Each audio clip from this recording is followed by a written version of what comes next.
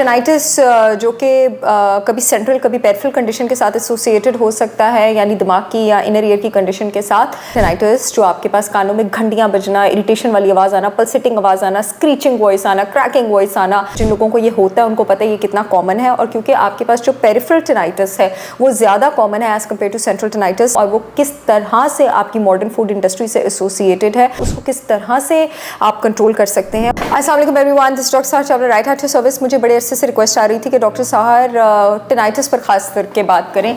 टेनाइटिस जो कि कभी सेंट्रल कभी पेरिफेरल कंडीशन के साथ एसोसिएटेड हो सकता है, यानी दिमाग की या इनर ईयर की कंडीशन के साथ। उसमें आज मैं पेरिफेरल टेनाइटिस के बारे में बात करने लगी हूँ, यानी वो टेनाइटिस जो आपके पास कानों में घंटियां बजना, इरिटेशन वाली आवाज़ आना, पल्सेटिंग आवाज़ आना, स्क्रीचिंग वॉइस आना, क्रैकिंग वॉइस आना और आते जाना, जबकि वो आवाज़ असल में एग्जिस्ट ना कर रही हो। जिन लोगों को ये होता है उनको पता है ये कितना कॉमन है। और क्योंकि आपके पास जो पेरिफेरल टेनाइटिस है वो ज़्यादा कॉमन है एज़ कम्पेयर टू सेंट्रल टेनाइटिस, आज मैं उसकी बात करने लगी हूँ। और वो किस तरह से आपकी मॉडर्न फूड इंडस्ट्री से एसोसिएटेड है, उसका इंसिडेंस किस तरह एसोसिएटेड है और उसको किस तरह से आप कंट्रोल कर सकते हैं, उसका ट्रीटमेंट सोल्यूशन क्या हो सकता है और कौन सा सप्लीमेंट उसके काम आ सकता है। ये वीडियो सारी जो है आज उस पर है।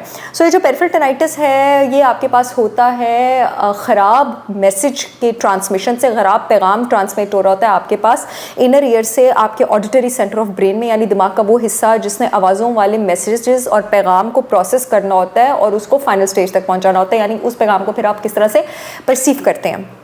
अब होता क्या है आपके पास, because of unhealthy noise pollution या फिर बिकॉज ऑफ डिफरेंट ऑटोटॉक्सिन्स, और डाइट में आपके पास क्या ऑटोटॉक्सिन्स हो सकते हैं उस पर मैं बात करूंगी, यानी वो चीज़ें जो आपकी हेयरिंग की ट्रांसमिशन और सिस्टम ख़राब करते हैं। आपका जो कॉक्लियर फ्लूइड है, आपके इनर ईयर का हिस्सा होता है कॉक्लिया, और कॉक्लिया का जो फ्लूइड होता है वो आपका बैलेंस और आपकी ये जो वॉइस कोऑर्डिनेशन है इसको मेंटेन करने में बड़ा इंपॉर्टेंट रोल प्ले करता है। उसकी गलत ट्रांसमिशन शुरू हो जाती है आपके दिमाग के सेंटर ऑफ ब्रेन तक, और एक न्यूरोट्रांसमीटर होता है, एक केमिकल ग्लूटामेट, एक्साइटेशन करने वाला न्यूरोट्रांसमीटर केमिकल, उसकी सिक्रीशन ज़रूरत से ज़्यादा शुरू हो जाती है, जिसकी वजह से वो अपने आसपास वाले जो सोडियम के चैनल्स हैं नर्व्स में उनको ज़रूरत से ज़्यादा खोल देते हैं, और उन चैनल्स ने नॉर्मली थोड़ी देर के बाद, चंद फ्रैक्शन ऑफ सेकंड के बाद बंद होना होता है, वो उनको बंद नहीं होने देता।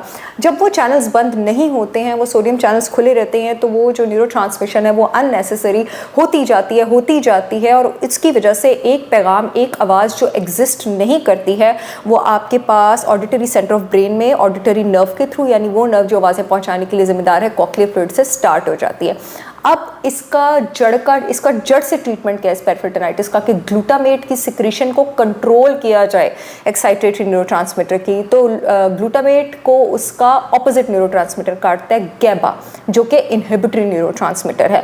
अब ग्लूटामेट डाइट में आप किन चीज़ों से लेते हैं आपको पता नहीं है। आर्टिफिशियल स्वीटनर्स, एस्पार्टेट, एस्पार्टेम से, सारे डाइट सोडा से, सारी एनर्जी ड्रिंक से, जितने भी आर्टिफिशियल स्वीटनर्स, कैंडल वगैरह, इन सब में ये शामिल है, वहाँ से आप लेते हैं। और दूसरा MSG, मोनोसोडियम ग्लूटामेट, जो आपके पास बेकरी में, जंक फूड इंडस्ट्री में, सोया सॉसेज में, ऑयस्टर सॉसेज में, सारे चाइनीज़ खानों में, चिप्स में, बिस्किट में, निमकों में, पॉपकॉर्न में, फ्रोजन फूड आइटम्स में, इन सब में मौजूद है। इस वजह से अब तकरीबन दुनिया की 50 मिलियन से ऊपर की पॉपुलेशन को पेरिफेरल टेनाइटिस हो गया। तो जहाँ पर गैबा का सप्लीमेंट लेना ज़रूरी है, वहाँ पे ही उतना ज़रूरी है कि आप अपनी डाइट से MSG और एस्पार्टेम को निकालें।